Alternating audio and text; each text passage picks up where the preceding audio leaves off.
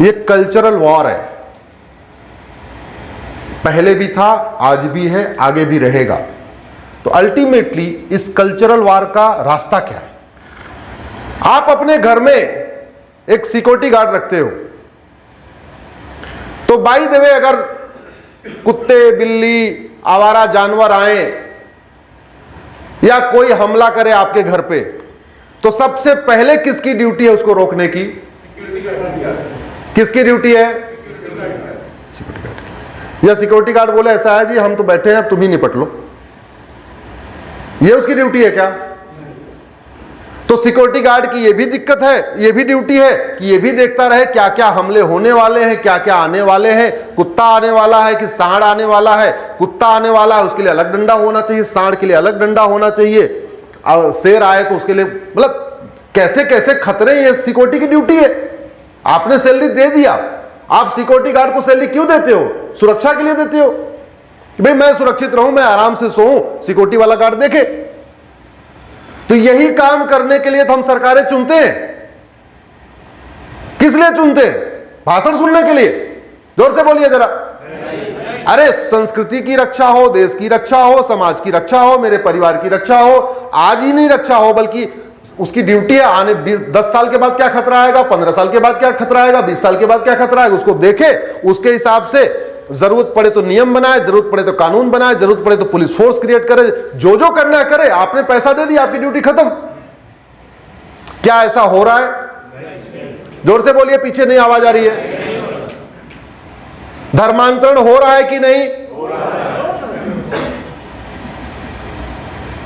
जो पहले बस्तर में होता था, जगदलपुर में होता था, आपका जो बॉर्डर का डिस्ट्रिक्ट था, जहां झबुआ में होता था, अबूझमाड़ में होता था, वो तो रायपुर तक होने लग गया, भिलाई में होने लग गया।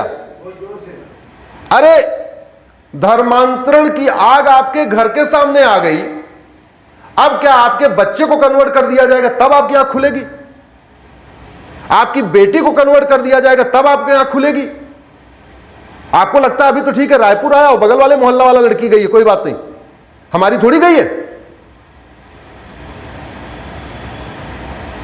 यह धर्मांतरण सिंगापुर में क्यों नहीं होता?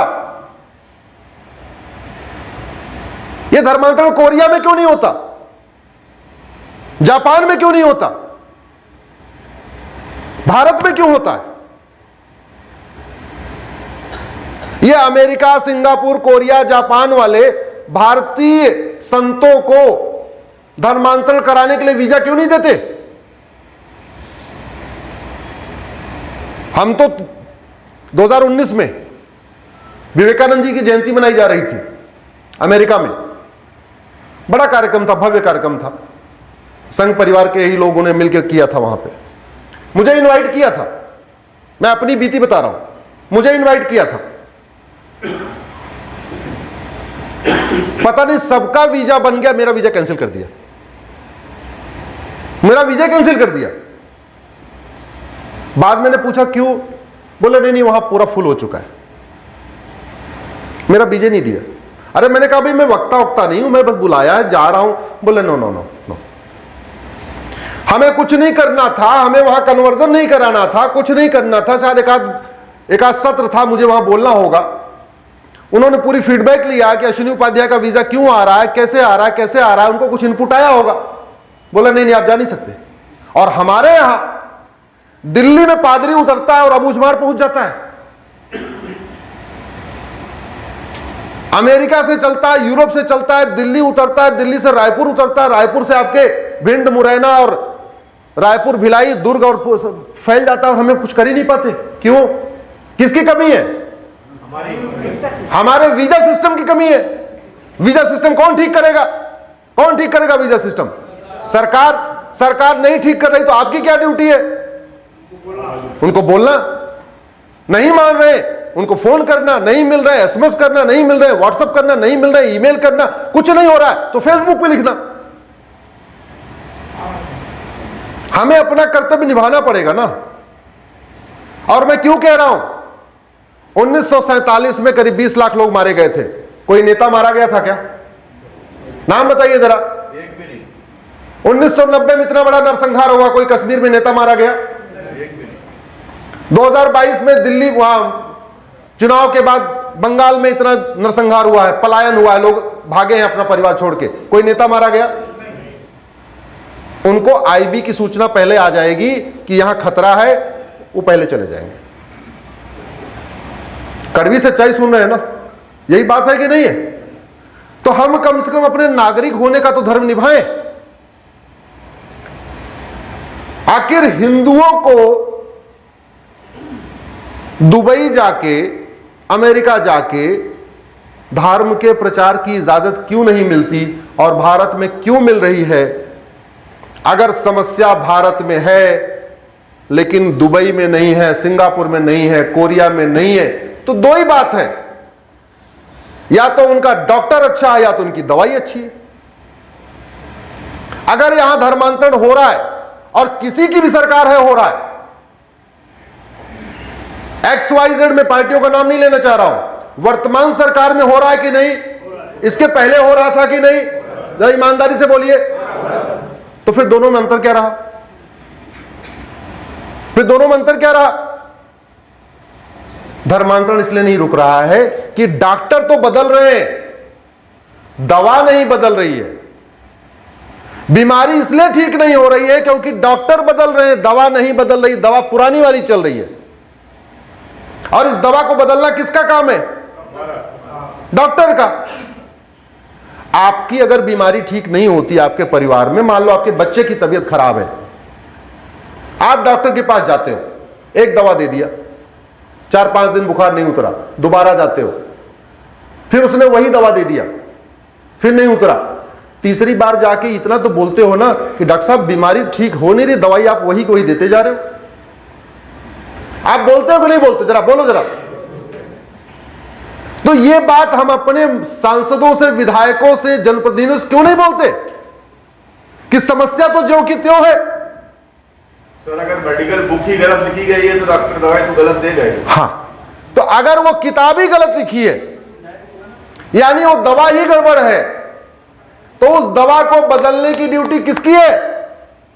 अरे जिसको वेतन भत्ता, गाड़ी, बंगला, दवा बदलने के लिए ही मिलता है, फीता काटने के लिए, भाषण देने के लिए, बर्थडे सेलिब्रेट करने के लिए, विदेश घूमने के लिए नहीं। उसको वेतन भत्ता, गाड़ी, बंगला, आजीवन पेंशन, फ्री का सिक्योरिटी, फ्री का खाना बनाने वाला और आजीवन पेंशन और बड़ा सा मकान, ये सब उसी काम के लिए मिलता है। इसलिए मैं कह रहा हूं, ऐसी कोई समस्या नहीं जिसका कोई, जोर से बोलिए जरा, ऐसी कोई समस्या नहीं जिसका कोई समाधान नहीं। तो धर्मांतरण रुक सकता है। आप एक कानून बनाइए, जो आदमी धर्मांतरण में पाया गया 100% प्रॉपर्टी जब्त करेंगे और कम से कम 20 साल से लेकर 50 साल की सजा देंगे। धर्मांतरण रुकेगा कि नहीं बताइए जरा? और अगर ये कानून हम बना दें तो कोई हमारे ऊपर बम गिरा देगा क्या? सुप्रीम कोर्ट गिराएगा? कोई नहीं गिराएगा। ये बहुत बड़ी गलतफहमी आप लोगों को। जुडिशरी के बारे में बहुत सारा मिथ है, उस मिथ को ठीक अभी आता हूं मैं उसमें। आपने जब घटिया कानून बना रखा है और जजों को इतनी पावर दे रखा है कि जैसे मन करे वैसे उसका इंटरप्रिटेशन करें, वो तो आपको भी अगर अनलिमिटेड पावर मिल जाएगी तो आप भी जो मन करोगे वो करोगे। कानून ऐसा होना चाहिए जैसा 3 दिन पहले ब्रिटेन के प्रधानमंत्री सुनक का चालान काटा गया। देखा आपने? भारत के पुलिस कितनी हिम्मत है, किसी विधायक या किसी पार्षद का चालान काट दे? जोर से बोलिए जरा। भारत के पुलिस कितनी हिम्मत है, किसी पार्षद का चालान काट दे? ब्रिटेन में प्रधानमंत्री का चालान काटा है बेल्ट खोलने के कारण। इसको कहते हैं कानून, इसको कहते हैं कानून का राज। तो वास्तव में हम कहते हैं यहां कानून का राज है, कानून का राज नहीं है। और कानून क्यों नहीं ठीक से काम कर रहा है? क्योंकि 1861 का बनाया हुआ पुलिस एक्ट आज भी चल रहा है। तो जो पुलिस पहले वायसराय की सहारे पे नाचती थी, वो नए वाले वायसराय की सहारे पे नाच रही है। नया वाला वायसराय बोलेगा इसके यहां छापा मारो तो मारेंगे, नहीं मारे तो नहीं। और पुलिस वाला भी क्या करे? हम लोगों ने पुलिस को पंचिंग बैग बना रखा है, सारा दोष पुलिस पे डाल देते हैं, ऐसे लगता है वो कहीं अफगानिस्तान से आया हुआ है। अरे हमारा भाई, हमारा वो रिश्तेदार, हमारा ही परिवार वो भी है, वो मजबूर है, क्या करे?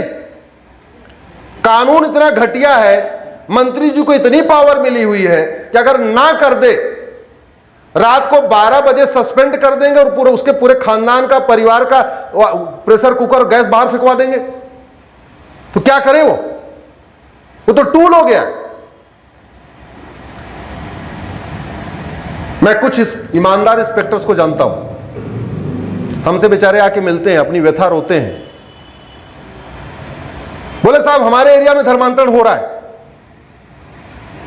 मैं जानता हूं धर्मांतरण हो रहा है, चंगाई सभा हो रही है, घुटना ठीक हो रहा है, बाजपन ठीक हो रहा है, नपुंसकता ठीक हो रही है, कैंसर ठीक हो रहा है, एड्स ठीक हो रहा है, सब ठीक हो रहा है यहीं पे। लेकिन अगर मैं जाकर रोक दूं, रातों रात मेरा ट्रांसफर हो जाएगा। क्या करे, वो मजबूर है, क्या करे बेचारा होगी। अगर आप हमारी बात से सहमत हैं तो इस वीडियो को कम से कम 10 लोगों को जरूर फॉरवर्ड करिएगा और इस चैनल को आप सब्सक्राइब कर लीजिए, बेल आइकन प्रेस कर लीजिए, जिससे जब भी हम कोई वीडियो अपलोड करें आपको तुरंत सूचना मिल जाए। इस वीडियो को अपने अपने सांसद विधायक को टैग करके ट्वीट करिए, इस वीडियो को, इस लिंक को अपने फेसबुक पे डालिए और इस लिंक को कम से कम अपने व्हाट्सएप पे शेयर करके और उनसे रिक्वेस्ट करिए इसको सुन ले। केवल आप फॉरवर्ड कर देंगे तो लोग वो भी फॉरवर्ड कर देंगे। ऐसा भी होता है व्हाट्सएप पे, चूंकि दुनिया भर की चीजें आती रहती हैं तो लोगों समझ में नहीं आएगा, हाँ इसको बहुत सुनना, इसको जरूरी है, आपको लगता है इस विषय को समझना जरूरी है, तो जिसको भी आप ये लिंक फॉरवर्ड करिएगा उनसे ये भी कहिएगा कि प्लीज इस वीडियो को आप सुन लीजिए। धन्यवाद, आभार।